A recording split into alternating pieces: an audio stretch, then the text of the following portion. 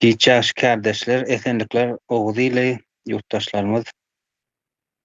Şuny ýene biz türkmeniň meseleleriniň biri badyr. Ilki öňde durjak meseleleriniň biri toprak, ýer suw reformasy. Şonuň üstünde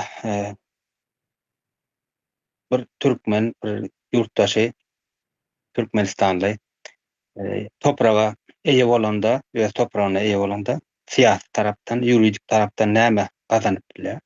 Şonuň şu tarabyny şuny ele alalyň. Soň emosional talaplar bar, onuň ruhy taraplar bar. Onam neme dersoň ýene üstünde işler. Häzirçe şunu neme deliň, dowam edeliň, siýasy we ýuridik tarabyny näme gazanyp bilýär türkmen. Böyle dowam ediyorum kardeşler. Size özel hazır Abdurrahman Bey. Size özel hazırladığımız bu analize hoş geldiniz. Bugün masamızda sizi hem düşündürecek hem de derinden etkileyecek oldukça kişisel bir kaynak var. Kesinlikle öyle. Bu neredeyse bir manifesto niteliğinde politik ve felsefi bir monolog. Evet. Yazar sizi bir asırlık bir zaman yolculuğuna çıkarıyor ve Avrupa ile Türkmenistan'daki birkaç ailenin kaderini karşılaştırarak son derece güçlü bir argüman inşa ediyor.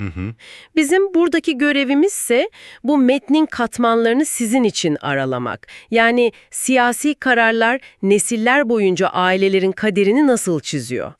Mülkiyet ve miras gibi kavramlar aslında ne kadar hayati. Tam olarak ve tüm bunların bugünün dünyasında neden sizi de doğrudan ilgilendirdiğini birlikte anlamak. Ve bu metin daha en başından itibaren zihninize temel bir soru çiviliyor, değil mi?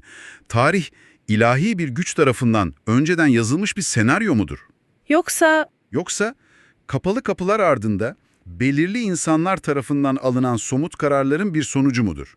Monoloğun cevabı çok net. kesinlikle ikincisi. Kesinlikle ikincisi. Ve bu kararların bedelini ya da ödülünü tarih kitaplarındaki büyük isimler değil, sıradan insanlar ödüyor. Analizimiz boyunca bu gerilimin, yani büyük politikaların küçük hayatları nasıl şekillendirdiğinin izini süreceğiz. O zaman yolculuğa başlayalım. Yazar sizden adeta bir zihin sineması kurmanızı istiyor. Yıl 1924. Evet. Gözlerinizi kapatıp 5 farklı adamı 5 farklı coğrafyada hayal edin. Hepsinin 10'ar hektarlık umut dolu üzüm bağları var. Hepsi eşit başlıyor. İtalya'nın o sıcak güneşi altında Marcel'in ter döktüğünü, Pirenelerin serinliğinde Ronaldo'nun toprağa işlediğini, Fransa'nın yemyeşil kırsalında Jacques'in ve İsviçre Alplerinin eteğinde Perin bağlarını düşleyin. Ve onlardan binlerce kilometre uzakta Türkmenistan'da yazarın kendi dedesi baba dayanı, 5'i de aynı başlangıç çizgisinde. Metnin ifadesiyle aynı emek, aynı umut, aynı inançla çalışıyorlar. bu başlangıç noktasını bu kadar canlı kurması tesadüf değil. Aslında yazar bilimsel bir titizlikle kontrollü bir deney ortamı yaratıyor. Evet, bir deney gibi. Değişkenleri neredeyse sıfırlıyor. 5 aile, benzer büyüklükte toprak, benzer bir çalışma ahlakı, böylece 100 yıl sonra ortaya çıkacak o devasa farkın sebebini tek bir değişkene bağlayabiliyor. Yani siyasi sistemlere. Siyasi sistemler ve mülkiyet yasaları. Soyut bir sistem eleştirisi yapmak yerine size 5 tane gerçek insan hikayesinin tohumunu veriyor ve adeta şunu soruyor. Bakalım bu tohumlar farklı devletlerin suladığı topraklarda nasıl yeşerecek veya kuruyacak? Ve o toprağın sadece bir arazi parçası olmadığının altını defalarca çiziyor.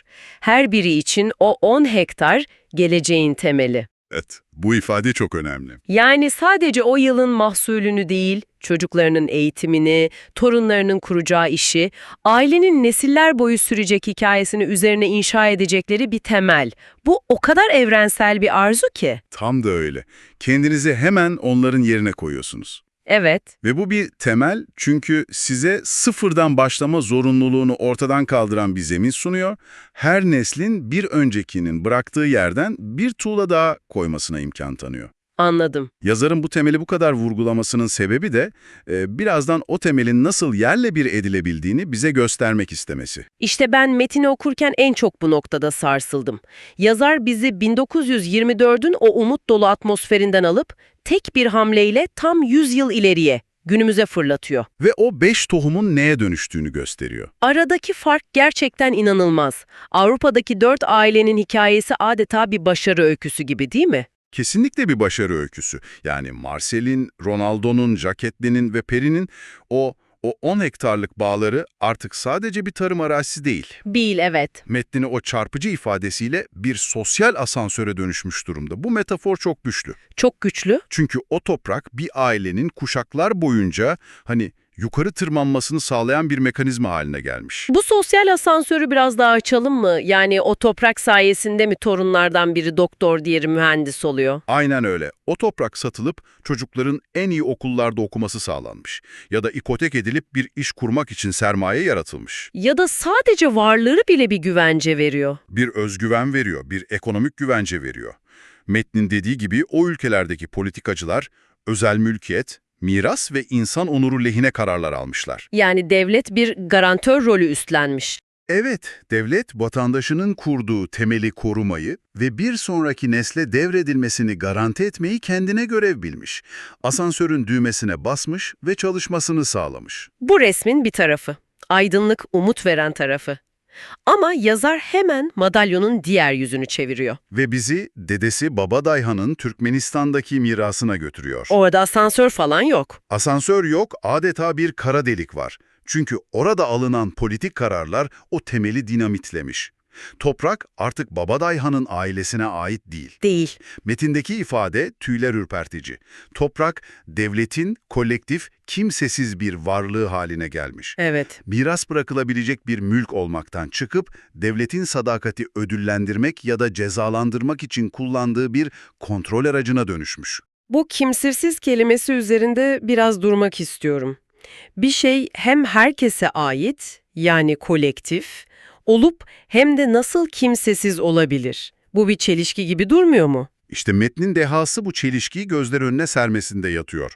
Herkesin olan aslında hiç kimsenin değildir diyor bize. Anladım. Sahibi belirsizleştiğinde ona duyulan aidiyet, onu koruma, geliştirme ve gelecek nesiller için daha iyi hale getirme güdüsü de yok olur. Ve bu kimsesizlik hissi metne göre sadece toprağa karşı değil. Kendi emeğine karşı da bir yabancılaşma. Aynen öyle. Bireyin kendi emeğine karşı da bir yabancılaşma yaratıyor. Madem benden sonra çocuğuma kalmayacak, neden bu toprağı ıslah etmek için fazladan ter dökeyim ki? Bu, metnin satır aralarında sorduğu çok acı bir soru. Ve bu sorunun cevabı da Babadağ'ın torunlarının bugünkü durumunda gizli. Yazarın altını çizdiği en acı nokta da bu. Evet. Dedesi o 10 hektarı kaybettiğinde sadece bir arsayı kaybetmedi. Asıl kaybettiği şey çocuklarına ve torunlarına bir gelecek aktarma imkanıydı. Tam olarak bu. Avrupa'daki emsallerinin torunları hayata bir sermayeyle, bir temelle başlarken, Babadağ'ın torunları her şeye toprak üzerinde değil, bir boşlukta başlamak zorunda kalıyorlar. Sermayeyle değil sıfırdan, hatta sıfırın altından diyor metin. Evet, sıfırın altından. Bu sadece ekonomik bir kayıp değil, bunu daha büyük resimde görmek lazım.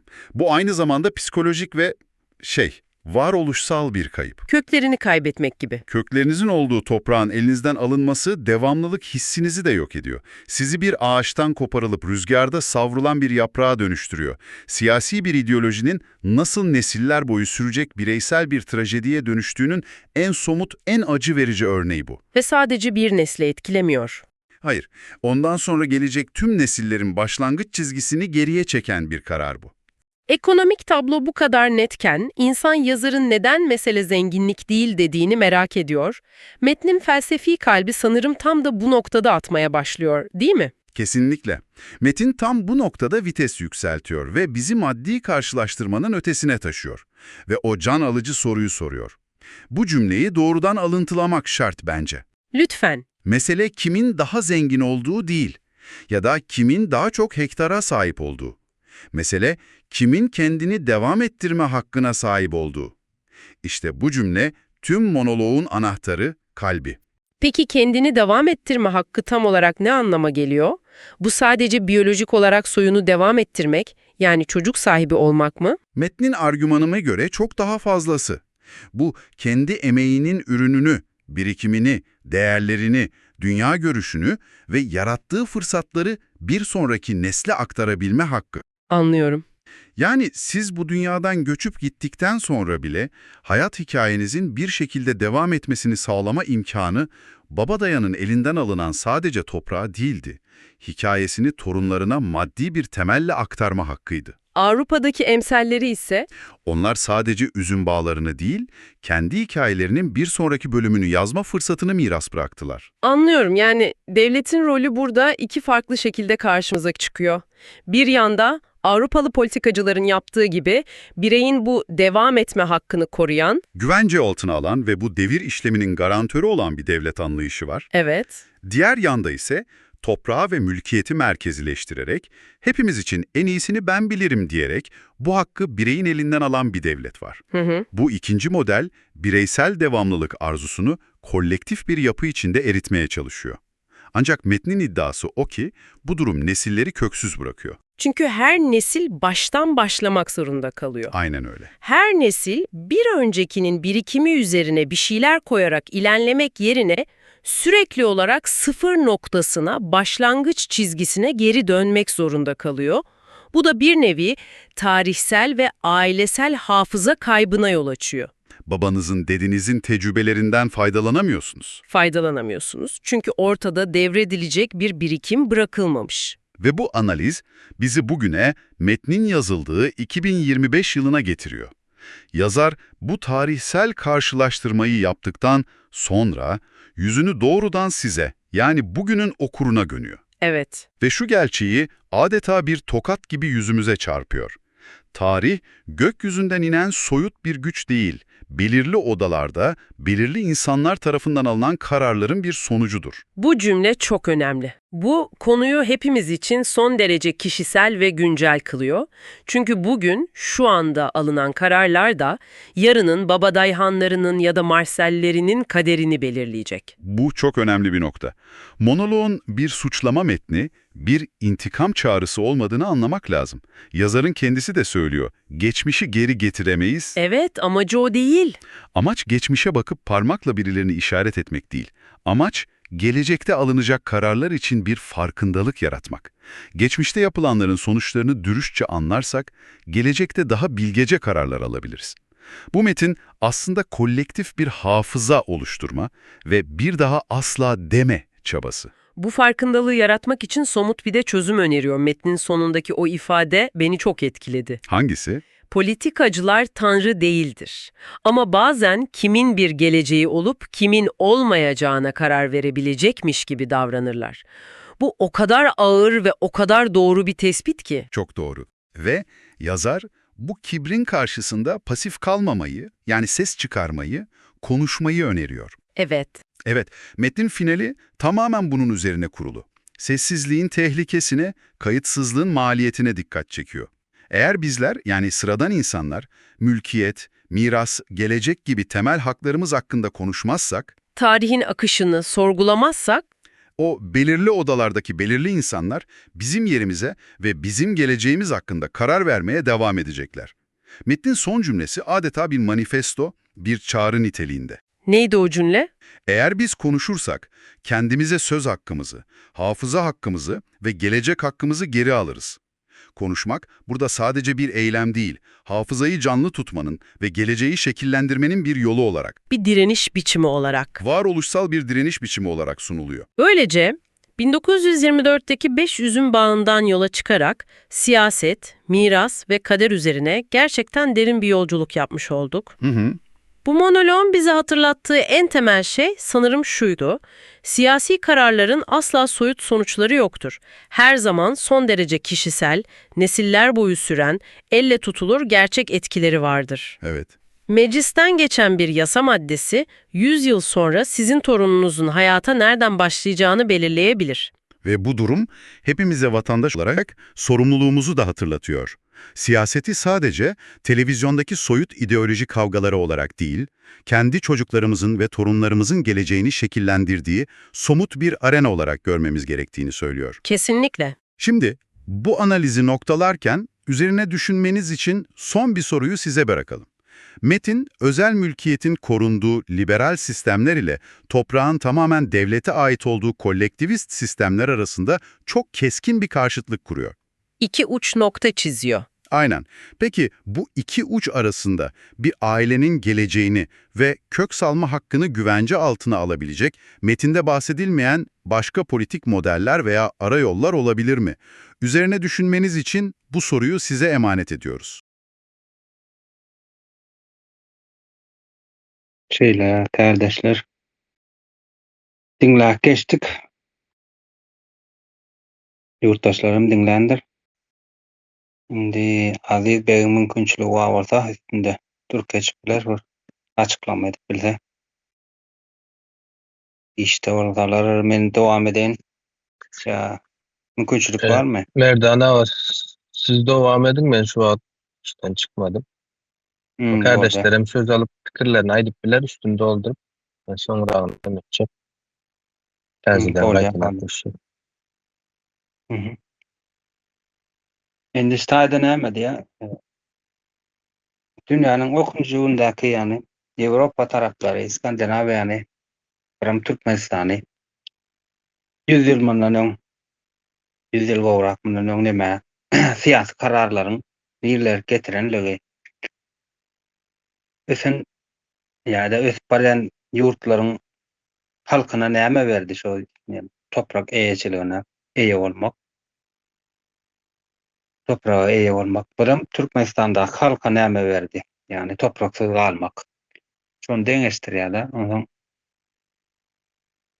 meniň düşünçem boýunça şöyle, onuň bir tarapdan ykysady bagymsızlygyň bar berde. Özüň gazanýan. Yksadyga emmäniň bagymsızlygyň bolan soňam erkinligiň bolan soň erkin, ýani erkana ýaşamak, ýani näme diýilýär? Türkçe sözi bardyr, hurriyet. Şol gelýär ýygynyň. Ondan soňam toprak eýesiniň bir parçasy da şo ýurdun parçasy bolýar, şo taýda ýaşap bir paýdary bolýar. Ýurtda siýasatçylar tarapyndan her bir alınjak kararyň ýalňyşmy bolsun, dogry bolsun, şoňa da ölçäp döküp gatnaşmagyna getirýär, ýani toprak eýesi. Siýasatçyň alan karary ýa-ni aýdyp geçendir, ýene-de 100 ýyldan soňam seniň akdygyň, çoğlugyň nähili derejede ýaşajagyny demetýär-de, kesgitleýär. Şoň üçin bärde ýurt üçin, ýurdun, topragyň, çağalaryň üçin bir jogapkärçilik almany öwretýär eken. Toprak eýesi bolmak. Ýani häzir Türkmenistanda näme diýende siýasata goşulma diýerler-de. Halkam toprak eýesi bolmasaň siýasata goşulanok. Ondan başymyza getirilen kuklalar eden edip berler da. Eger Türkmenem ene ýanka deňeşdirmede Fransiýa dedi, İsveçre dedi, şu taýlary deňeşdirýär-de şolonky ýaly toprak eýesi bolan bolsa öz durmuşyny özü gurmany. Ýani ýalňyşyna ýalňyş diýip biljek, dogry kararlara dogry diýip biljek, çağlaryň gelejegini açyp biljek, görkezip biljek bir ýagdaýda bolýar-da. Şonuň üstünde köp neme diýär, durup geçýär. Bir o toprağın üstünde diňe seniň bir ykysady ýankaçmy ýa-da bir işli bolmagyň däl, sada sezilen işli bolmagyň däl da erkinligem getirýär eken. Şo toprağın senem ýani Türkmenistanyň ýurdunyň barken özüň parçasydygyny. Her bir ediljek hereket, alınjak karar, ýalňyş bolsun, dogry bolsun, oňa seniň nemäň bolýar, sesiň bolýar, şo taýda agramaň bolýar. Ýalňyş diýip göreniň ýalňyş diýip bilýärsiň, dogry diýeniňi dogry diýip goldap bilýärsiň. Ýani seniň şu ýanky toprak eýeçiligiň üstünden siýasata goşulmagyň, ýani erkin öz elinde bolmagyň, öz erkin öz elinde bolmagyň seniň hem ýurdun bekasyny getirýär, ýani dowamlylygyny getirýär, hem çağalaryň, seniň guşaklaryň mertebesi bilen adam hökmünde, ýurt eýesi hökmünde ýaşamagyna getirýär. Men şöýlerek düşündüm. Her kim kardeşlerden, her kim görüp bilen tarabı, synlap bilen tarabı bolsa söz alyp bilersiňiz. Bunun aýdylmaly taraby kändir.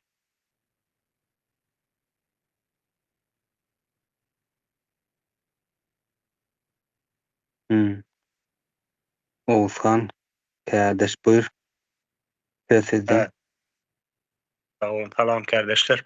Men şu öz görüşüm aradaydık geçeyin de ne bizim ata babalarımızdan miras kalan yine gepleme sus diyen miras kaldı da ne toprak ne de başka istat yok da toprağı mirasam yok. Bir dine gepleme sus kör ne görünmeyen ağzımda kil turdular ata babalarımız, enelerimiz, atalarımız. Görünmän duranam yüreğime de ağacını vurdular. Bıçağı diýip aýdaýyn. Bunam biz yükün çekip göz ağacından çekýäs, geplemän özümizde çöýüg, üstümizde de bagyrdyp, gıýgyrdyp sürünüp göz. Gepim tümmekeri. Bu da bizim ata babalarımızdan galan. Men babamy elinden toprağını alýa, ors gelip onam oğlunun gözünün alında sürgünlüğe uğradı. Olam o yerde görüp galya onu. Ne diye? Durlesen senem şulları ýaly bolarsyň diýip. Olam meniň akkamam öz gördüğüni maňa aktarýar. Gürleme, gepleme, hakyny sorama. Akylly bolsaň, hiç sada başyň goşmasaň, o ýaşarsyň. Ine bize ata babalarımızdan miras kalan dine gepleme sus şol miras kaldı. Başka istat miras yok. Yine bidem geplemän otursak çağlarımda yine bidem şo mirasy berýär. Bizde toprak miras koyup gitjek nemämiz yok. Yine vilayetler arasında ya da yine tağtabalara yol ettirler var. Tağtabalara geçip bilýänlerdir. Yani öz garyndaşlaryň yönelem üçin pasportyň bilen geçmelidir. Ya da viza bilen geçmelidir şoňa. Sen viza bermelisin. Yol eterli garyndaşyň teňkä geljek bolsa. Ine bu ýanky aýdýan nemesini köpürsini goparýan ýerşi. Bir-birinden udaklaşdyrýan ýerşi. Ine Aşgabatda çelli, Kuşkudan Aşgabatda çelline açsan post var. Tağtabalara çelli 3-4 ýerde post var. Şo yerden başlap çıkıp başlarına näýär. Ondan Mara çeline açap post var. Aňryk Aşgabatda çeline açap post var. Herisinde de sen pasportyň görkezip geçmeli. Ine biziň bir-birimiň aramyzda bagy şu ýerde goparýarlar. Ne biziň ata babalarymyzdan galýan miras, ine Rus rejiminiň hem iň ulgur beren ziýany bizeşi. Men joşaýdyp geçeýin dedim. Üstüne ýetýär. Ýadyma düşündüm. Sağ olun. Olya, sağ olun. Başka söz alacak var mı kardeşler?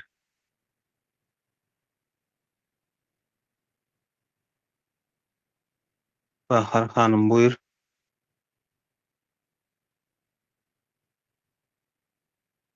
Şu 91-nji ýyldan şu ýene separaga ýeriň suwuň halka paýlap berjekdik biz ýerinde. Şonu 91-nji ýylda biz garaşsyzlyk diýenden soň şonu eden bolsa, öňkü gözünde gorky baran halkyň göz açylardy. Sen özleriň bolsa, onuň üçin sen hakyny talap edebilýär. Ýetmediňe diňe pakta diýip oturmany isleýän zadyň ekmelerdiň bilmedik zadyň maslahatlaşarsyň, töwereňden sorarsyň. Gara şu öz ýeriň üçin adam höweslenýär. Ýaşamany çalşýar. Hem diýse gysga ömrüňi uzaltyp bilerdiň şoňa adamda höwes bolsa. Ýöne onu etmediler de planlar sana berýän diýdiler. Ýöne o sen ýerinde islen wagtyn sen evinden alan wagtynda beýle boynuňy buryp seredip galýan. Mellek berýendir. Mellek sen özüňkü däl 3 ýyla çeldi şu çaý salsaňa salýan salmasaň onu meliňden alýan diýe. İşden hiliň ötübem çaý saly bilen näsiň eliňe proýektin çyzyp berýäne şunu alyp salmaly ütgetmelde. Ana şoň üçin hiç zat özüňkü däl bolundan soň halk eli soğuýa däsiň öz zatyň däl öz bilen işläp bilemez.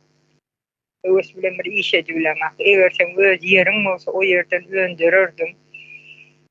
Ölçüňem izinde çağalaryňa miras galardy. Çağalaň okusaň şo ýerden öndürip pul gazanardyn. Bay bolardyn da. Çağalaryňa okudy bilerdin. Yani isteseň etip bilirdin. Gowy tarapyna. Ýöne onu ýazat etdirmänden soň eliň bagly gepleseňem sana kanun diýseňem kanun gerekmi sana diýip duran seni kanun bar, konstitusiýa barada da gepleýän nädir? Hakyňam talap edibilen näsiň? Onuň wagtlaryňça beren ýerinden seni berge batyrge şey diýip adam beter garyplaşdyrmaga, soňam gorku bilen geplenel däl. Şey halk çökürdüler. Eger öz ýanky videodaky aýdyl şeýal bolup halka hyzmat eden bolsalar, Türkmenistan näçe ýyl boldy biziň garaşsyzlyk aldyk diýip öz-özümizi aldak ýörenmize.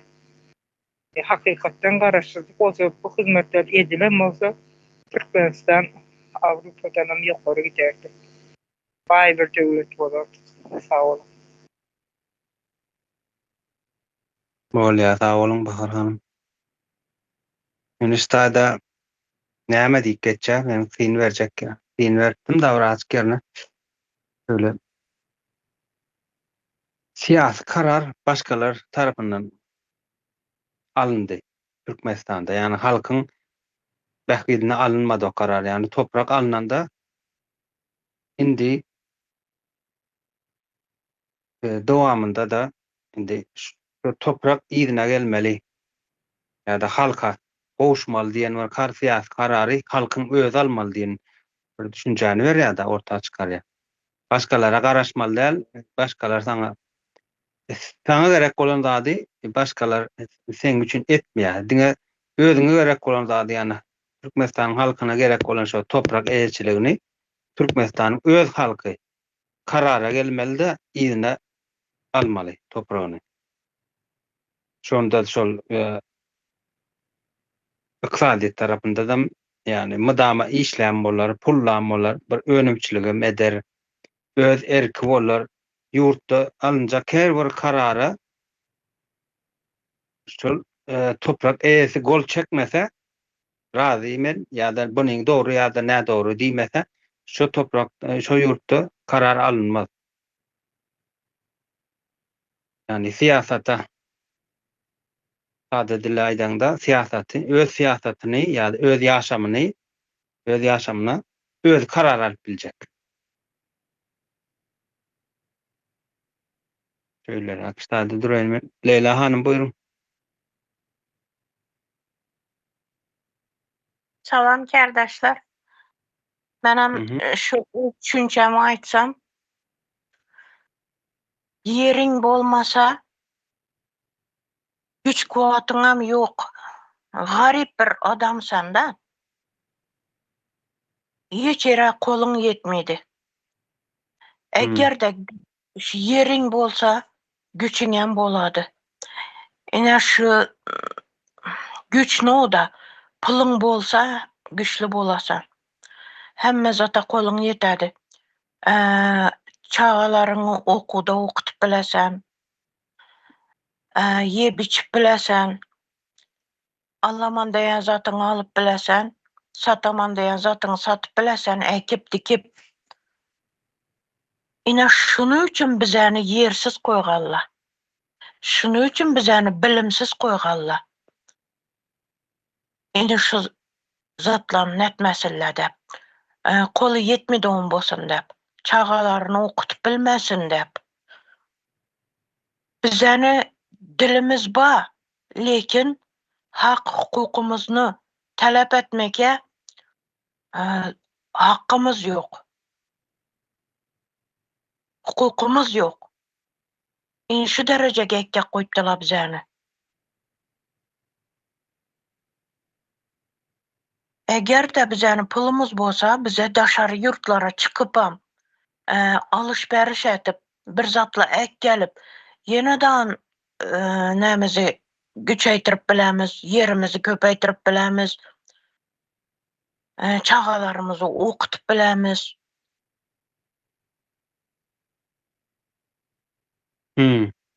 Ondan sonra yeriň bolmasa, hiç zata koluň yetmidi, hiç zatyny näte bilmesen, susup oturmalysan, korku astynda bolasan, güçsüz bolasan.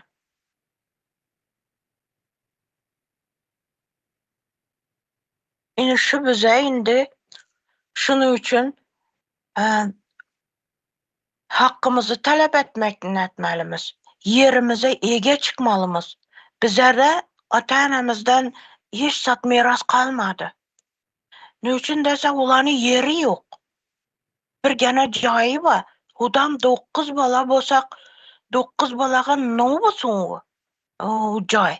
Onun üçün hem uruşup ýaňy jay üstünde uruşup ine agaýny dogalla yüz görüşmediň bolup ketediler. Eger-de şu yerimiz bolsa, 9 bala bolmaýan 15 bala bolsaňam şunu eklep bilesen. Şulara yetedi şu. Ne üçün dese ýine zat satyp, ekip dikip satyp, şunu ýenedan köpeýtirip bilesen, alyp bilesen, ýene yer alyp bilesen. Yeriň bolsa. Men şunday dep düşünemen de. Gepleme, näetme, hakkyny talep etme. Ne üçün bize hakkymyzy talep etmelimizmiz? Kaçanaça sürülmelimiz? Çagalarymyza şunu örgetmelimizmi indi? Çagalarymyza ne kalady bizeden? Ýok. Gepleme degen gep kalamy? Yok, bize gepleme dep aýtmaly emasmiz. Kaýta bize hakkyny talep etmekni örgen demelimiz. Yaşaş üçün küreş gerek. Yaşamakyň üçün hakkyny talep etmekni örgen demeli indi. Ýok. Yetişip bilesen. Helemem geçemez. Bize hakkımızı talep etsek, alıp bilemiz. Yurtumuzam, yerimizem. Ben şunu aýtyn dedim, sağ olun. Bolýa sag bolun. Stada Aşul hanym elini aldyrypdyr, işleräk, gystaglarak dururlar, söz bereliň olara. İş ýagdaýy nemerek bolmaly?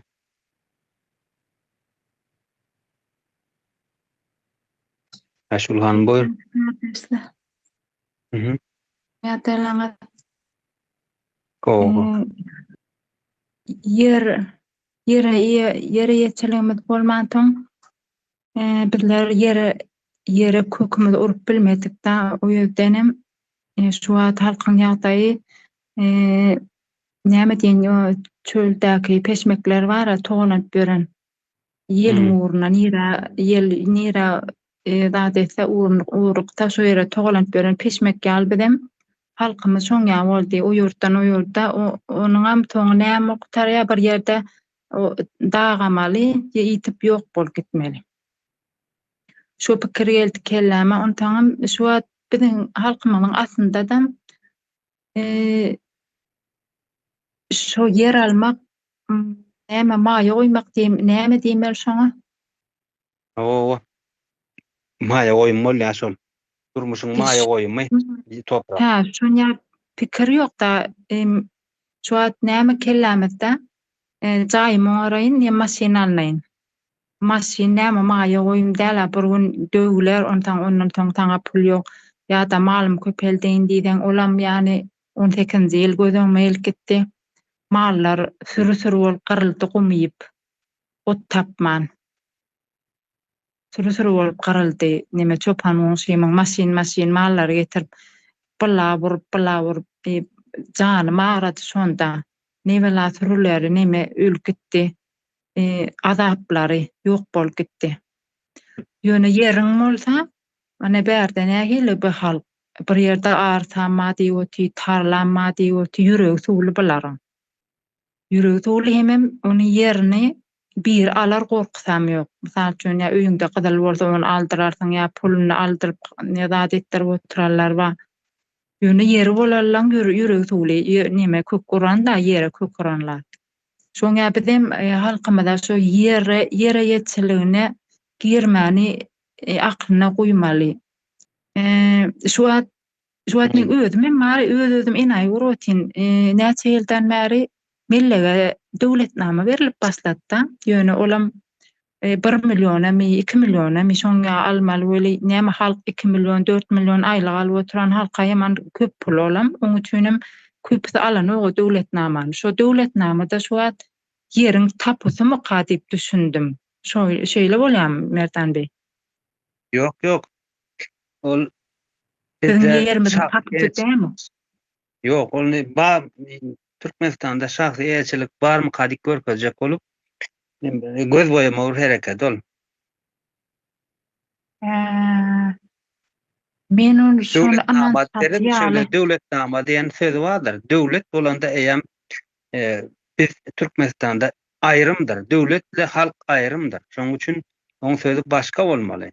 Şahsy elçilik diýip gelmeli. Ol bir göz boýama. O dowam ediber.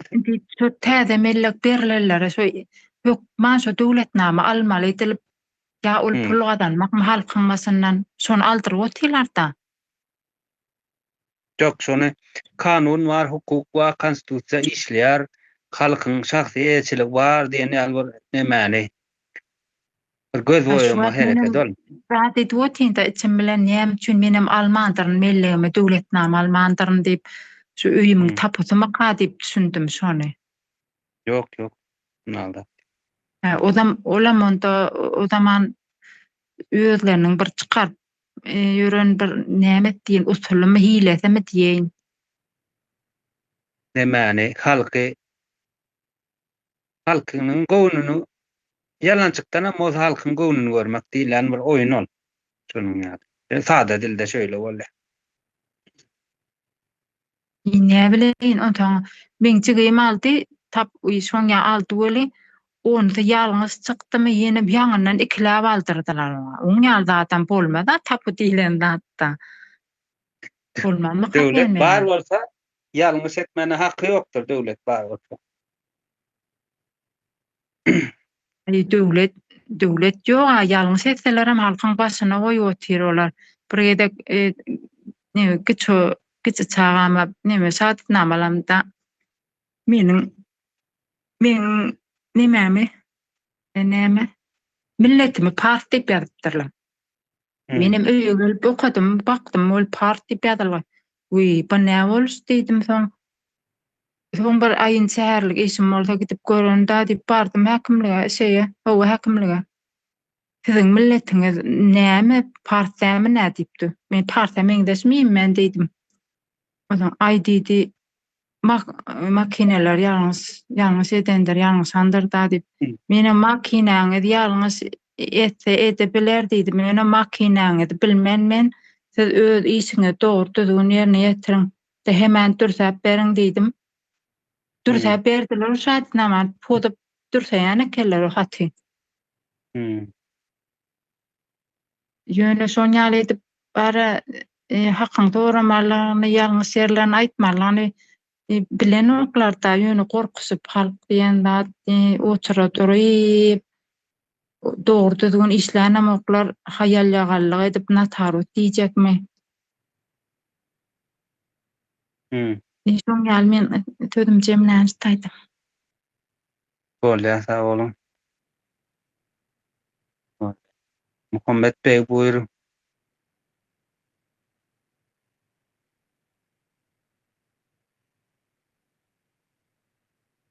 İyi çalışıyor arkadaşlar. Şu mülkiyet meselesini gurrun edip otursa, häzir mülkiýetiň nähilek bir nemeler bar. Artılar, pluslar diýilýär-de. Aslında şol bir ýurtda, bir jemgyýetde, bir halkda şu mülkiýet diýilýän şol halkyň mülkiýet ýagdaýy, şol halkyň statusyny neme diýär görkezýär. Ýa misal üçin bir ýurtda bir tany watandaş, şo ýurdun watandaşy eger öz mülki ýok bolsa, eýem şo taýdan soň galanlady hasapla bermeli da ýok, hiç mümkinçilik. Näme üçin? Sebäbi ýa neme bar? Garaşly. Kime garaşly? Döwlet diýilýär oňa ýöne ol. Ýa döwlet dälde bir sistema garaşly bolýar da. Oňa adna döwlet hem diýip bilersiň, hökümet hem diýip bilersiň. Tapagy ýok, garaşly ýani öz sebäbi näme üçin özüne diýişli bir nemesi ýok. Mülkiýeti ýok. Yani mülkiýeti bolmadygy adamga meýem nemesi ýankyal bakna diýilýär da. Özüne bakna etdirýär da sistema. Eger muny köpden garşdyrýarlar da, döwlet diýerler, hökümet diýerler.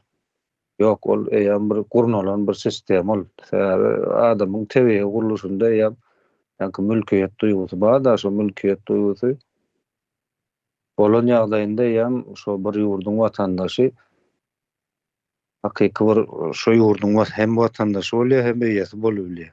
Başga görnüşde öz otýarly bolmadyk ýagdaýynda bir sistema garaşly bolan ýagdaýynda ýa oň hiç bir nemesi bolanok, şahsy statusy bolanok. Watandaş hökmünde ýa-da antan hökmünde. Näder mülkiýetiň näme täsiri bar diýip aýtsak, hemmemizden bilýäs ýöne umumy nemede goşmaça gurrun edilende mülkiýetiň aslında bir döwletiň, bir jemgyýetiň hemme nemesine täsiri bar. Hemme ýerine diýenýäli. Näme üçin diýsek, mülkiýeti bolan adam, şahsy mülki bolan adam ýa erkin düşünje eýe, söz azatlygyna eýe. Ondan soň ýanky nesilleriniň aladasyny edilýär. Neme garaşly bolman bir sistema ýa bir guruluşa garaşly bolman, öz ýagdaýarly bolup neme diýilýär? Maňa hökümet ýa-da neme döwlet diýesim gelenok, sebäbi döwletiň adam ýok da bizde. Yani şeýle bir neme bar. Şo biri maňa haçan bir halta un bererkä ýa-da bir wagtlaşka ýag bererkä diýip ýaşaýan bir emeniň insanyň bu şo döwletiň içinde hiç nemesi ýok da, statusy ýok. Diýmek näme diýmek? Şol mülkiýet eýem geljek nesilleriň nemesi garantiýasy, ekologiýaň garantiýasy, kanunyň garantiýasy, topragyň ýankyal önümçiligiň, önümçiligiň garantiýasy. Mülkiýetiň gatykän täsiri bar. Insanyň şol ýanky şahsiýetiniň hakyky statusynyň bolmasynda, şahsiýet bolmasyndaky iň bir karinoy diýilýär, bu düýp nemeleriň fundamentiň altyapynyň nemesi şol. Mülkiýet. Yani adalatdan gurrun edilýär konstitusiýa, kanun ýa-da ýene gurrun edilýär, şolaň haýsy bir ýurda alyp görelýär. Ene şu ýurtda ýaşaýşam gowy, şu ýurtlarda ösüş bar, şu ýurtlaryň halky gowy ýaşaýar, baý diýilýär. Şoň iň bir nemesine seretsek özenine asnawasyna şo taýda mülkiýet ýatýar da. Mülkiýet ýok ýerde belki bir şatlyk şo bolan bardyr. Bu ýaşaýan ýalykdyr adamlar belki, ýani eger sen bir sistema garaşly bolsaň, onda mülkiýet bir mülküň eýesi däl bolsaň, onda taýda nähili gowy ýaşadylanda da ol eýem neme da dowamly da ýygydarlyk ýok taýda, ýa emeli usulda şo zat edilýär. Yani mülkiýet hemme nemeniň bir şahsiýetiň insanlyk statusynyň hemme zadyň bir nemesi şol. Asnawasy özel mülkiýet. Näşeler jemläň şu wagt kısa sag bolun. Bol ya, sağ ol Muhammed Bey. Hayat Hanım buyurun.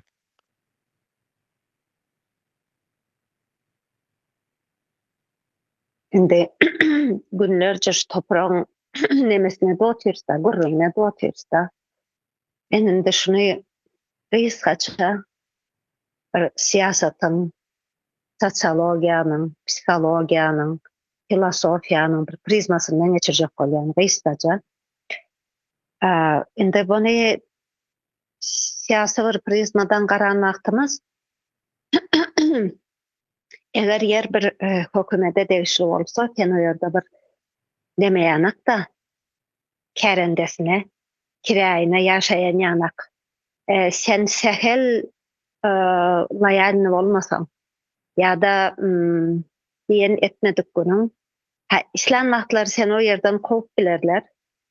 Ýöne eger yer senin şahsy eýçiliginde bolsa, seni bakýan o ýer, senin eýçiligiň var, sen dogrudan dogry gönü gorkmadan garşy gelip bilýäň da. Garşy gelben bilýäň we sen erkin bir adam. Sözüňem gepler bilýäň, garşylygyňam diýip bilýäň. Şöyle bir zatda ilkinji ses hakyny yer eýeleri alandyr taryhda. Ve şu İngiltere'de bolan Hartiye Volnestey diýen bir geçen hani neme var?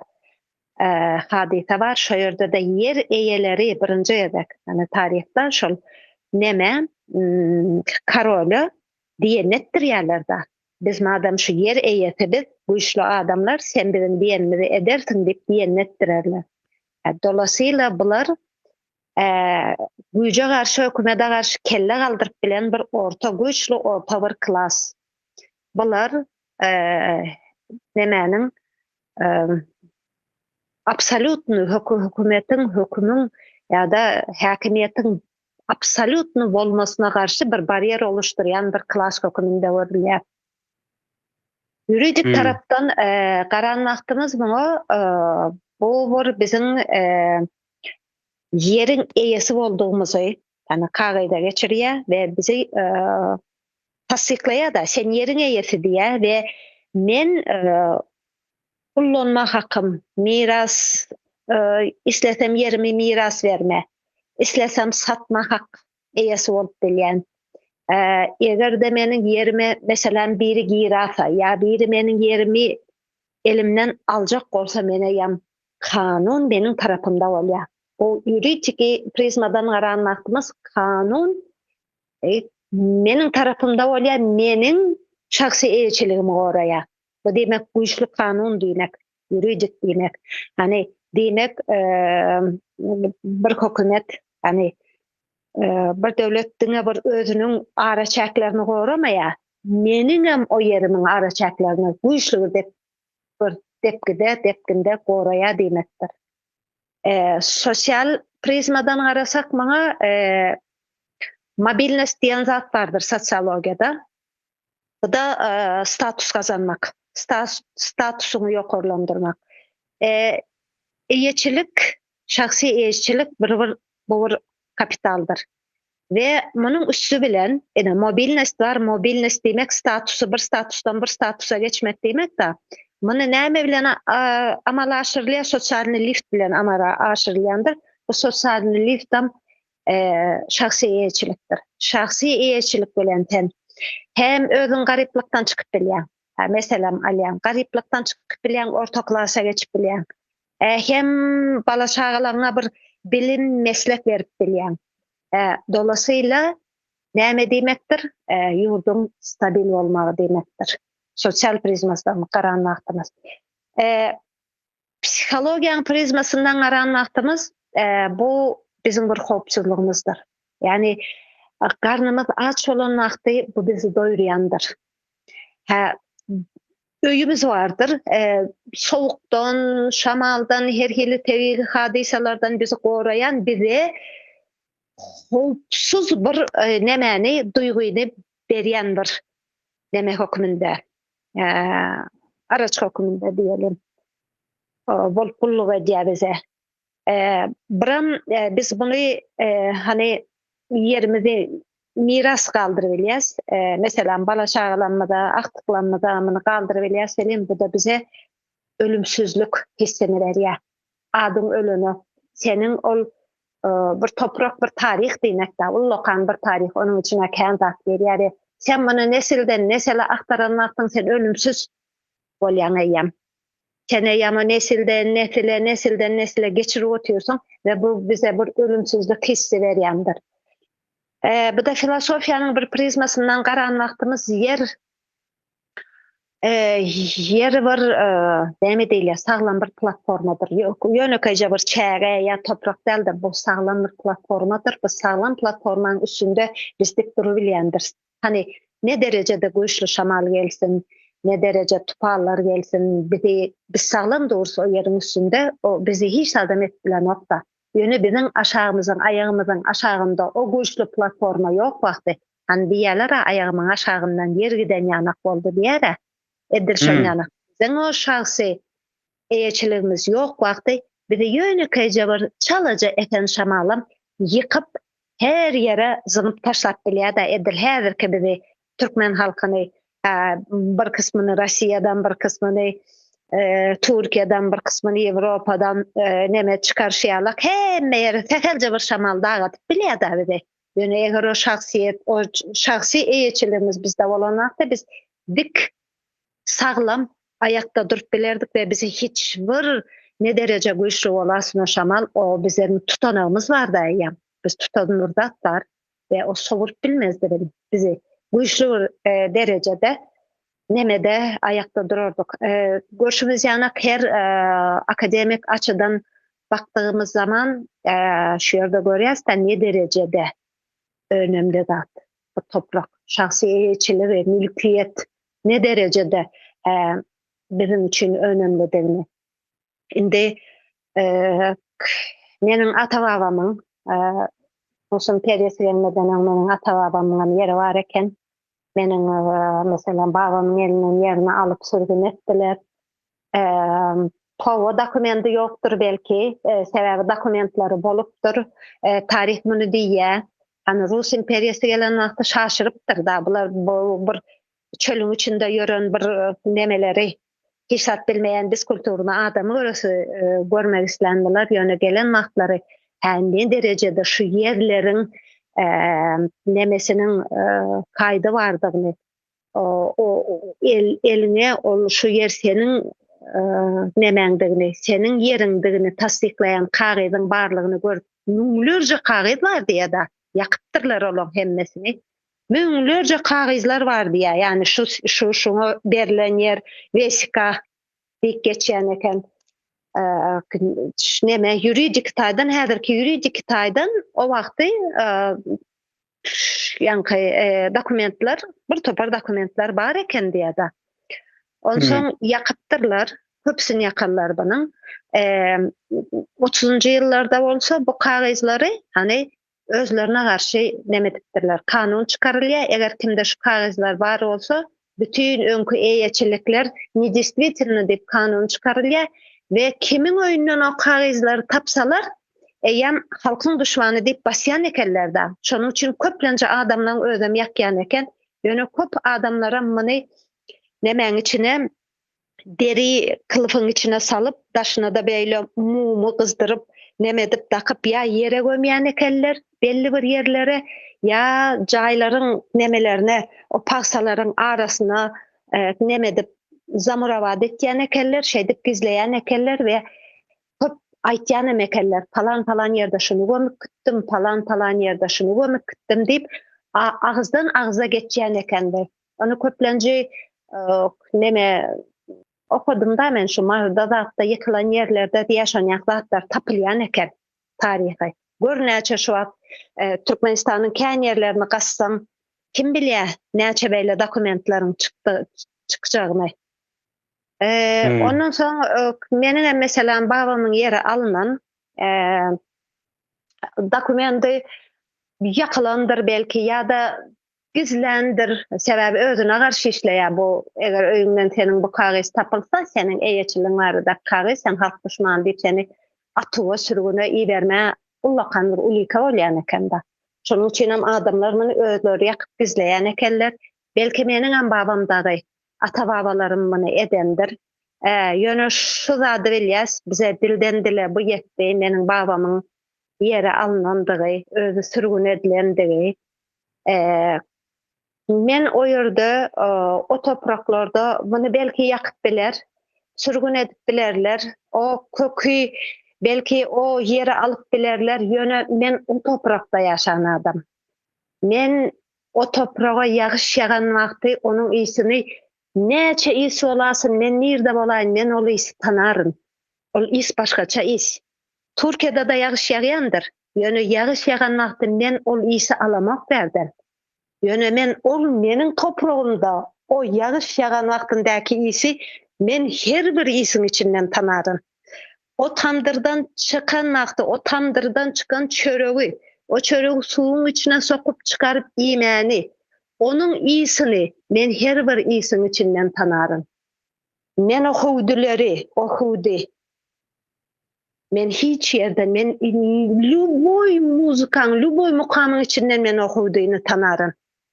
Bulan hemmesi meniň parolumdyr we men bu paroly bilýändirin. Näme üçin bilýän? Sebebi o topraklar meniň ata-babamyň topragy. O meniň hak etdigim topraklar we men o topraklaryň ýyzyna talap edýärim. Sağ olun. Bolýar, sağ olun.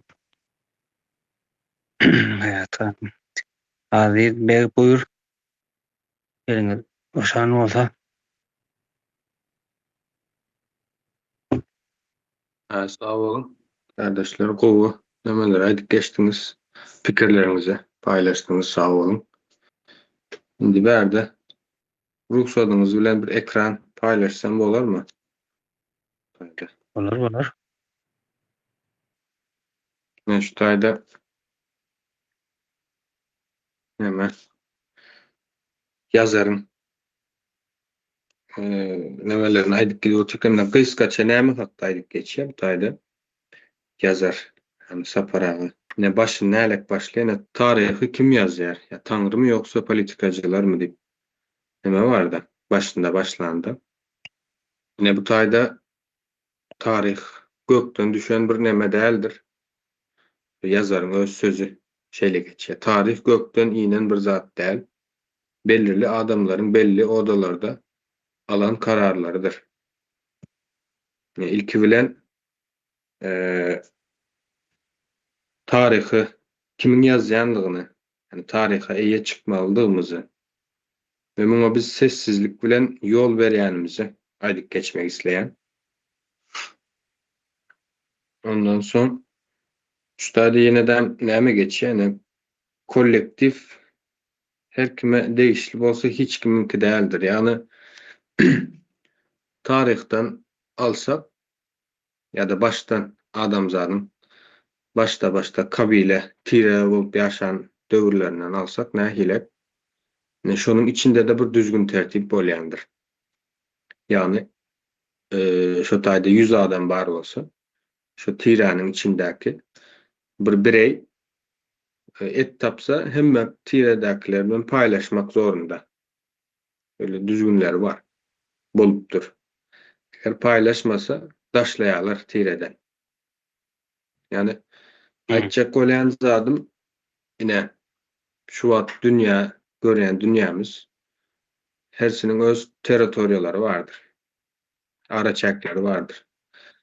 Şu wagt öňümizde belki ütgäpler, eger şu wagtyň durumuna etsek, biz bir araçaklarda, bu topraklarda yaşamak, yaşayacak yerimiz belli de, yani çäklerimiz belli.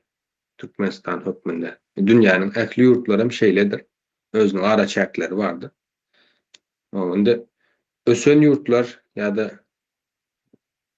neme bizim gidip işlemek isleyen yurtlarımız, Türkmenlerin gidip işleyen yurtları diyeyin ya da şu hakkı Türkmenistan'daki hükümete yakın çağalaryny, baýlyklaryny çıkaryan ýurtlar diýin. Nähile? Ine toprak halkyň elindedir. Bu şeýle bolmalydyr. Ya-da şeýle bolan üçin, toprak halkyň elinde bolan üçin şu wagt ýani gitmek isleýärler ýa-da gowy bir ýurt diýip aýdaýyn. Ýagny toprak diňe bir neme däl. Garnyň doýurmak üçin däl. Onuň taryhy bar, bilgisi bar. Şutaýdan men nime diýin? Ýazaryň sözü. Mesele baýlyk däl diýär. Mesele özüňi dowam etmek, ýani bilgini aktarmak, nesilleriň dowam etmesi. Bulam toprak bilen mümkin bolýar. Ýani topragym ýok bolsa elinde, toprak seninki däl bolsa, SSR döwründe kollektif kalhozlar döredildi. Toprak kimin? Kalhozun. Kalhozun şu taýda ýaşaýan adamlar. O demek hiç birisi öz başta hareket edip nemedip bilen ok da. Ýa-da Öz başta isleýän zadyny ekip bilen ok. Bu demek toprak hemme kimki bolsa hiç kiminki bolýar aslında, yani hile bir-birine öz nemesine karşı bir ifade çıkýar da bu taýda. Yani berde neme olması gerekli. Yani toprak halka paýlanyp berilmesi gerekli. Ya da ne yakında bir video paylaştık. Kaçırılan yıllar, kaçırılan fırsatlar diýip. Yine şu taýda 1917 yılda 1928 1991 3 ýezek neme kaçırılıpdyr da. Türkmenistanyň öz başta bolup öz eli, öz ayağı, öz eli, öz yakası bolup o toprağı eline alıp ne şu an nemede kaynakta geçen 5 sanak adam vardır. 10 hektardan yeri var deyip aydık geçe yazar. Ne şularla deňeştirsek şolaryň kälat toprağı bolması gerekli elinde. Ne şu taýda seredin ortak zemin diye 5 sanak ülkeden 5 sanak adam. Birisi Türkmenistan'dan. Şimdi şuların ýagdaýlaryna seredin. Şu an internete girip islendik bir ýurtdan o bir daýhanyň elinde toprağı olan bir bireýin nähilek ýagdaýdalygyny, o nähilek mümkinçilikleriniň barlygyny o görüp bilme nememiz var da internetin üstüne. Şimdi bir Türkmeniň elindäki bar zat bilen deňeşdirmek üçin, yani asıl bu taýda beriljek mesaj, yani yazaryň asıl gözüňde tutan meselesi bu taýda ne? Şudur. Yani şonuň üçin her ýurtdan o dürli atlar bilen adamlary alıp bir ara getirip 1924 ýylda teň derejede elinde toprak bolanda şu gün 2025 ýylda nähilek bolardy diýip pikirlenmek üçin, deňeşdirmek üçin şu nemeni ýazyp geçýär da. Ondan başga da ne? Bu adamzadyň nemesine de tebigatyna da garşy gelýär. İnsanyň dogasyna ters nesiller kökden koparylýar. Ve baştan başlamak zorunda galýarlar. Buna biz sessizliğimiz bilen yolunu açacağız. Yani buna karşı çıkman ruhsat vereceğiz. Yani sessiz kal. Pasif nemeteceğiz. Goldayaz diyeyim. Doğru oldum bilmedim. Doğru. Toprak näme üçin adamın tebigatyna ters gelýär? Şu taýda neme ýazypdym okaýyn men. İnsanyň dogasyna ters bilgi nesillere birazdan söz alsam bolýarmy? Ýa, bolar. Dowam etdiň siz.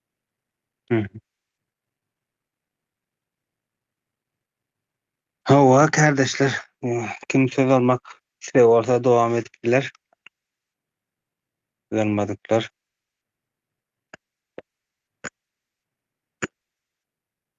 Yani toprak eýetçiliginiň bir ýurtdaşa näme berip biljegini, ýani türkmene näme berip biljek siyasi tarabyny aýtdyk, manawy tarabyny aýtdyk, ykysady taraby, bir erkin adam nemesini ýaşaýyşyny getirip bilýär-de toprak eýetçiligi. Yani öz durmuşynyň eýesi diýerem. Şu wagtda olsa türkmen bir kardeşimiň sözüni ulanyň ştaýda öz janynyň hem nemesi däl, eýesi däl. Ýa-ni käbir ýagdaýlarda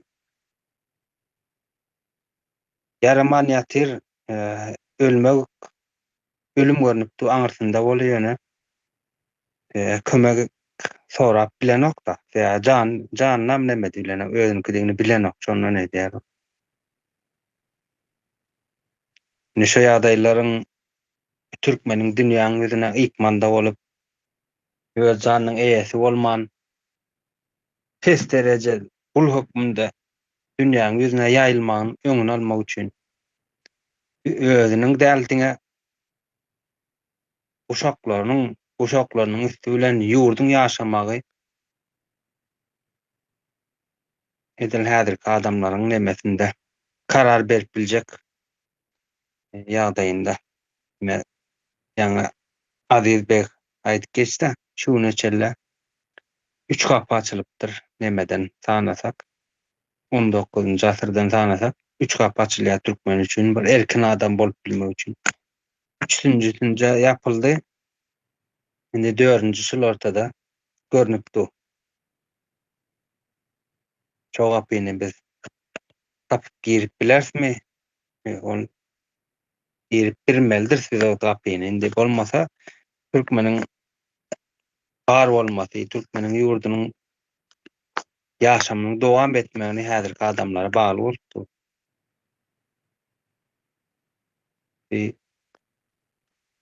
Aziz bek buyur. Kesin. Yeniden şu yazarın sözlerinden devam etmekki. Bu taýda da näme dik geçýär maksat? Bu taýda wagty izin almak däl. Yani wagty izine getirip bilmeýäs. Bu mümkin däldir ýöne. Yitirilen ýyllary, edilen ýalňyşlyklary göz ýetirip ilki bilen düşünüp ondan sonra ilki nemetmemiz gereken tarihi öwrenmeli diýenimiziň asly sebäbi şodur. Ilki düşünmemiz gerekli. Näme ýitiripdir? Toprak ne kadar önemli? Toprak ýa-ni aýtdyk, ýene garnymyzy doýurmak üçin toprak bolan näme edip biler? Garny doýurup biler. Topragyna bir zatlar eker, garny doýurar, dogrymy? Topragy bar bolan, tapusy bar bolan gider banka şu tapunyň neme goýup referans diýilýär-de, goýup kredit alyp biler. İş gurnap biler. Gelecek üçin yatırım yapıp biler. Toprak elinde bolan adam. Türkmenistan'daki hemen misal alsak, ne toprak elinde den halkın yurdun daşında arkaýynlyk bilen gaýdyp bilýändir. Toprağı bolan adamın häsiýetleri mütbeşik bolýar. Gepleşi, özüni alyp barşy, özüni anamy, adam ilki garny doýurýandyr, ýani garny doýýança başka zatlara kän üns berip bilenok, tabiat şeýle. İlki garnyňy doýurarsyn, öýüň awatdyr, sıjak öýüň bardyr. Ondan soň kitap okarsyn, özüni gelişdirersin, ýa-da ondan soň hakyň hukugyny talap edersin. Türkmenistan'da ýürüýte adamları şu şekilde saklayalar. Yani karnını zordan doyursun, gününü zordan görsün, yenileme getirmek için. Üstesine de önden çözülmedik meseleler var. Rusya, yani Rusya diyen SSR dağılandan sonra lüstrasya geçirilmedi. Bu o tayda kaldı. geçirecek bolýanlaram ýok etdiler. Şimdi hani minustan başlamalı da aslında. Xitoyda edilen yanlışlıklar, göýberilen kemçiliklerin sen bedelini ödemesen hiç yer gidecek yerin yok. Bedelini okman ödemeli. Belki o nesil ödemese de ikinci, üçüncü kuşağa galyandır. Bu çözülen değildir. O mesele şu tayda galyandır. Çözüleni çenli. Ondan sonra yine yine de bir sözü var yazarın. Politikacılar tanrı değildir diye. Yöne kâvalıp kimin geleceğinin nähilek bolup bolmajygyny karar verecek bolýarlar diye de. Karar verebilecekmiş gibi davranýarlar. Özlerini şeyle alıp barýarlar diye. Bu da nädip mümkin bolýar? Biz sessiz kalsak, sessiz kaldığımız ýagdaýda şöyle dowam etdiýär. Yani biz karar vermesek başkaları bizim adımıza karar berýärler. Sesimizi çıkarmasak başkaları bizim adımıza karar berýärler, sesini çıkarýarlar. O da bizim peýdamyza bolan o. Bunu nädip etmeli? Sesini çıkaranda nähilek çıkarmaly? Yine iň etkili ýolu, bunu da yine yazarın sözü. Konuşarak, yani gürläp dile getirip bu meselelerin üstünden neme bilýäs ya da çözümüne bak bilýäs. İlki bilen göz yetirmemiz gerekli. Näme duran yerimize seretmemiz gerekli, ser salmamız gerekli. Geçmişte näme bolupdyr? Nähilek ýollar geçipdiriz. Haýsy kynçylyklar öňümizde, çözülmän ýatan meseleler haýsylar? İlki bilen bulara düşünmemiz gerekli. Ondan sonra dile getirmemiz gerekli. Şöyle kynçylyklar var. Ne geçen misal verdik ha. Ovalarda, çölün içinde gumda bir ova var. Şu taýda bir kir maşynyň barlygyny ýogyny belki bilýänem däldirler dip aýdyp geçildi de. Hakykatdan hem şu zatlary şu taýda ýaşaýan adamlar dile getirmese ýaşap ýörüz. Garaşsyz baky bir tarap Türkmenistan diýip kalkınış altyn asyr. Şu sözler bilen dünýä neme diýerler-de Türkmenistanyň barýalyk hemme zat ýolunda gowy Akşeher bar diýip görkezýärler. Beýleki ýurtlar biziň ýagdaýymyzy bizden gowy bilýär ýöne. Halk sesini çıkarmayasa, çıkarmayan olsa biz näme edeli diýär. Ondan başga da yine Xitoyda esasen siyaset, miras, gelecek hakynda nemedir geçildi. Gurrun esas ağırlıklı. Ne bu taýda meclisin hem meclisten geçen bir ýasa senin aktıkların, çağaların geleceğini täsir edýändir. Bu yıllar önce geçirilen yasadan bolup biler. Tapawdy ýok. Näme üçin meclis has nemetýäs, öňe çykarýas ýa-da meclis näme üçin bolmaly, önemlidigini düşündirmek isleýär. Yazar bu taýda ýene de. Umuman yazar näme diýene topragy bar bolan milletlerle elinde toprağı bolmadık kolektif toplumların arasında dağlar kadar fark vardır diye. Yani gurun ettiğimiz asıl bu taýda deňeşdirme gitdi ýa-da. Asıl şu 5 adamın alınmasam şol sebäpli. Olar nirelerde biz nirelerde. Biz nämäniň gurun etdiýäs? Olar nämäniň gurun etdiýär? Nähilek ýaşaýarlar? Biz häli gurunam dol edip bilemiz ok sebäbi yani başta edişmeýärlik dil yetersiz.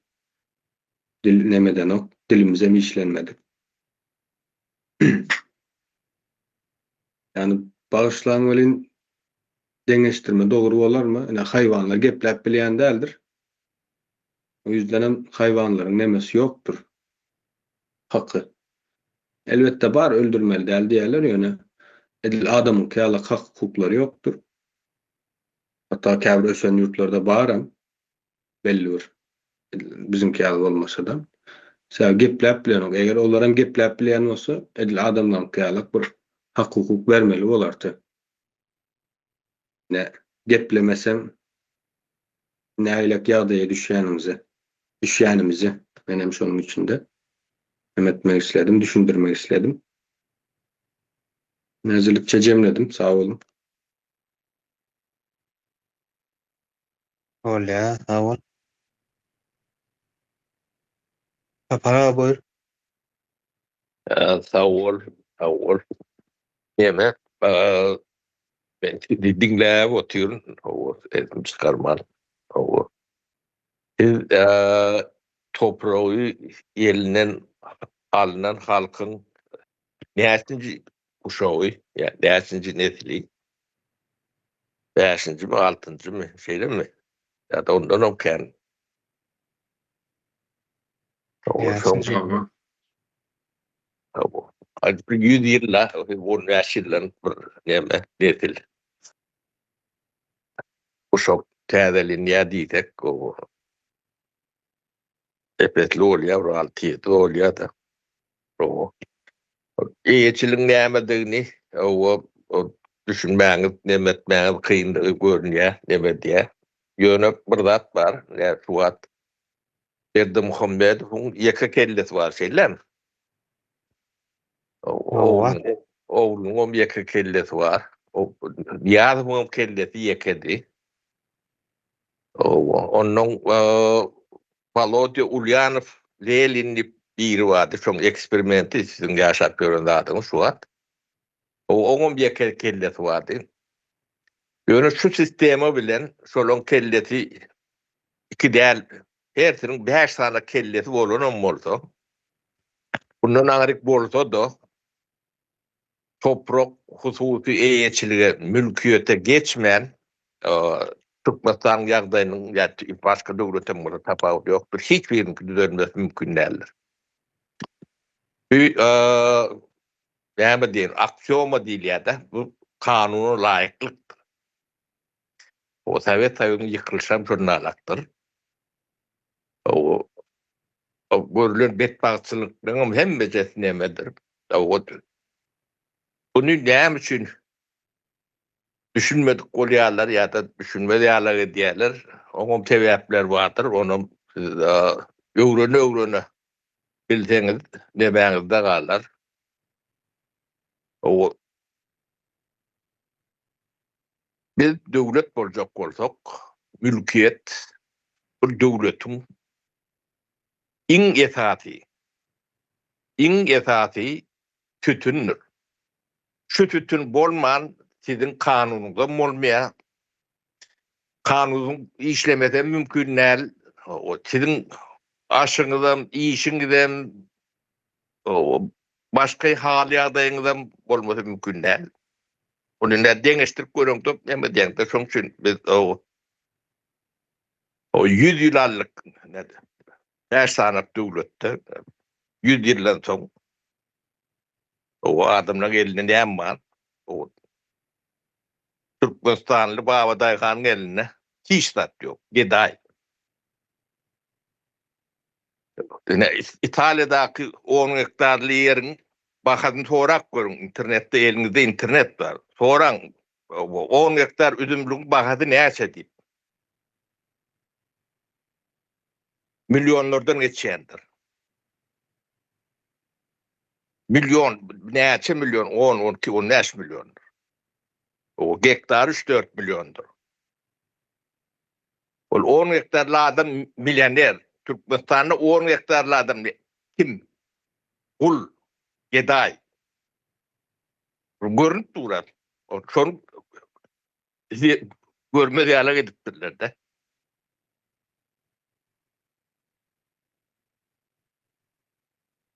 Bu ýöne yer toprak däl, bu kapitaly urulýar, bu baýlyk.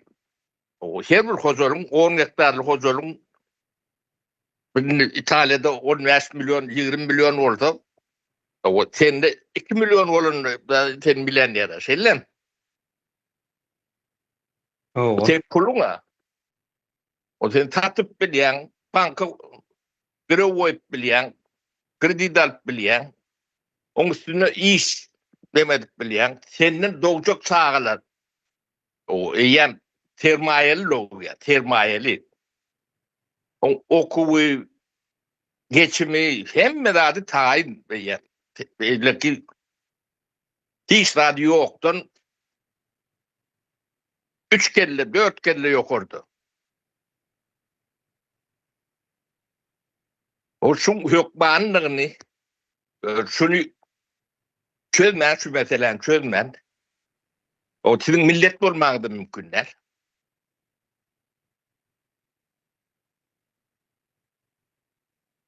O milletin değil. O millet değerinde bilen yoktu. O tabi hiç vakit mülk bilen yani kara katlaşınız yoktu. Bir etip vermeli. İlen yalak bir düşünceni tindirttirlerdi.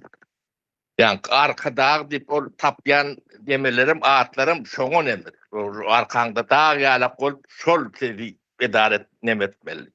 Bu ne ettin? O 3 kellesi, 5 kellesi olundu. Anlayannak ovadı, çölün içindeki ovadı. O su yoktuğunu bilip bilmeye. 2 kellesi olundu da bilip bilmeye. O yeke kellesi var, o da adamın kellesi yalak kellet elle. O içinde bir zat bağım yok, bunu bilen yok. Yani halkı bir propagandalar demeler bilen ağırlamak demetme için o altına atır kalkınış. Ne kalkın yani? Kalkınması mümkün değil. O 90. yıllarda mümkün değil. O yani yer reforması edilip başlan günleri bundan harik yaşap olmayacağını düşünü edileyen dağıtlar.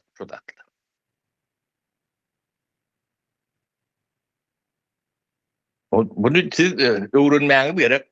O hududa geçilir geçmeyen bağdırık tadyetine de geçip bulunuk. O yani mülkiyet nimetine geçmeyen siz bağdırık tadyetine ne edik geçecek? Nön sonra verip görük. Mülkiyet yok. Ne mi? Elimde işlet yok. O sen ne bağdırık tadyetinde yaşayacak? Ondan yani bir devletname dediniz mi? O devletname demediğin bilecek olsan yani sen yerine devletname verilen toprağını satacak olup o satan da başka birinin adına geçmeler. Şeylen. O şun prosedurası var mı? yok. O yok oldu o ne aylık devletname oluyor? Yer alıp satma demesi yok ha Türkmenistan'da. Toprak alıp satma demesi. Ya şu o yok oldu ne şu sizin toprağınız yok. Çünkü satıp bilen yok. Sizinki değil. O tenki oldu sen satıp bilirsin, ekmen bilirsin.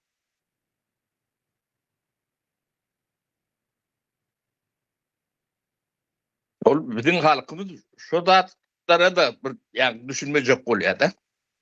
Yani beynisi şeyler boş ya da deme bilen doldurturlar bir propaganda yalan. Onu bir kuşak görmedik, eşitmedik adını. O bilen o. O da doğal mekteplerde de okudan oklar. Ne yok bilimlerde hiç zat yok diye. Şu zatları okutmayan ortalar olarak hiç zat okutmadı. O iktisadiyetin, badır iktisadiyetinin esasında o hududa eşitlik vardır. Mülkiyet Mülkiyet ýeke toprakda däl, toprak üstündäki dikeldilen atlaryň mülki diýär. O mülk ýok bolsa, iqtisadiýet birden bolsa. O çok için şu meseleleri bunu bir saparda iki saparda düşünürmemiz kıyın eken onun Türkçe yorumlattırdık.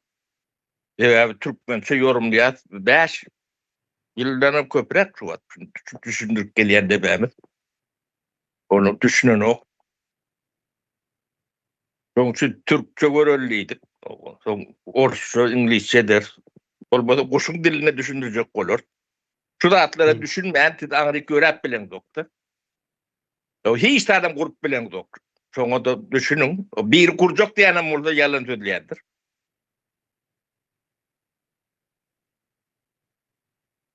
Bu bilgem gelip geçireceklerini bilyenem kendilerdir. Bilmeyen de adına edip bolyenlerdir.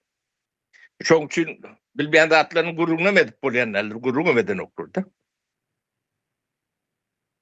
Şu tayda halal adam, doğru adam, neyme adam gelsin, dağıt diye ne alak, umumi neyme öyle, neyme dileyendir oğlum.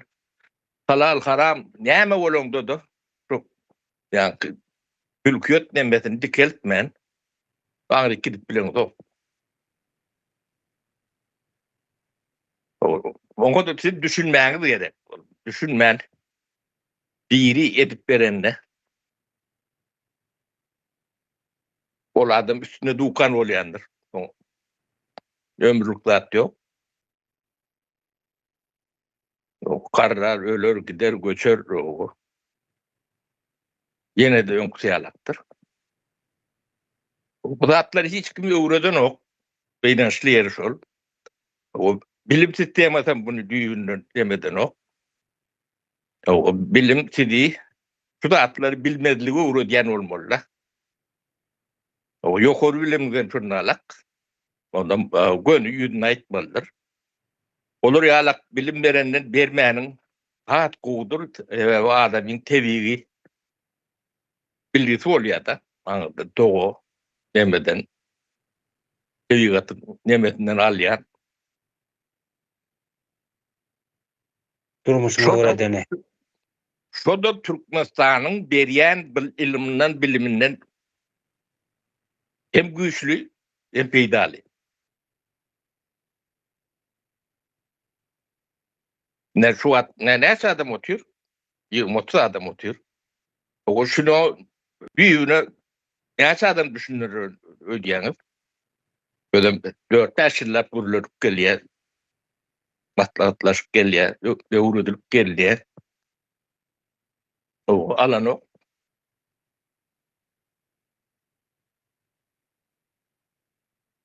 O mesele katı önemlidir. O çok için kaytılap demedi yasta. O Muhammed'e söz vereli. Bol ya. Toprağa sağ ol.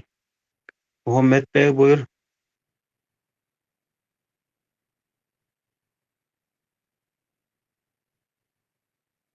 O şu neme meselesini aydasım geldi. Hani Türkmenistan'da propaganda gitti orada. 35 yıldan beri şu karıştı. Bakı taraf.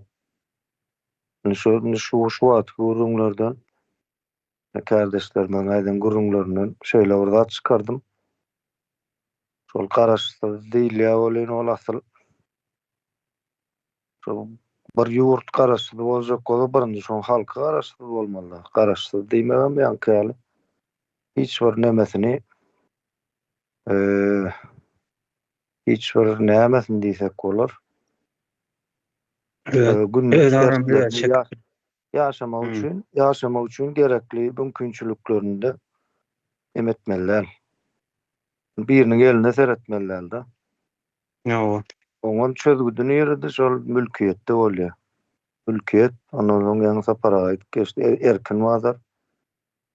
Şol atlar elinin aşağında duranda bir vatandaş deme oluyor da hakik karıştı oluyor. Şo ýagdaýda da ýurdamasaň şoň esasynda garaşsyz bolýar. Bir-birine gaty bagly, bir-birine ýüp bilen bagly diýen ýaly başga näle bir bagy bolsa da şo bir-birine bagly bir neme bar da düzenme, düzgünme. Ýurdun içinde pul gazanmana mümkinçiligi ýok. Daşaryk çykmana bagly mejbur watandaş. Ya daşaryk çykaýanda da çykyp belki öz işini eder diýsen, onda da ýene-de agramly bölük, esasy bölük. Ýene-de daşyna çykanda da şol aýlyk günlükli işlere mätäçlik, mätäç. Yani garaşsyz da, garaşsyz däl. Yani bir millet garaşsyz bolmasy üçin, ýurdunyň garaşsyz bolmasy üçin, özüniň garaşsyz bolmasy üçin hem ýanky öz nemesi bolmaly da. Öz şahsy alany bolmaly, şahsy meýdany, şahsy mülki bolmaly.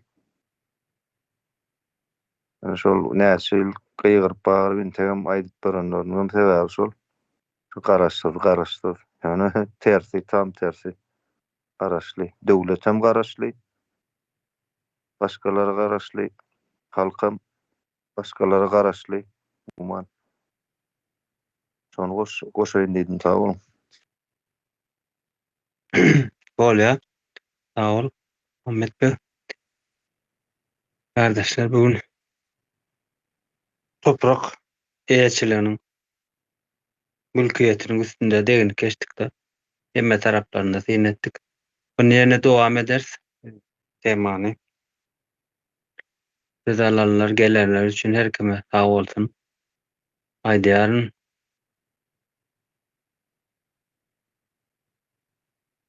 Bu temalar halka değişli temalardır, yani bizim yurdumda değişli tema. Bizim halk bilen bile galmana dowam ederiz. Ağırlı yerlerini yüze çıkarırız, çözgütlerini görkeririz. Karar almak halkımızdan. Bolýa, sag bolun, ýene bir gezek. Ozy ile esen bolsun.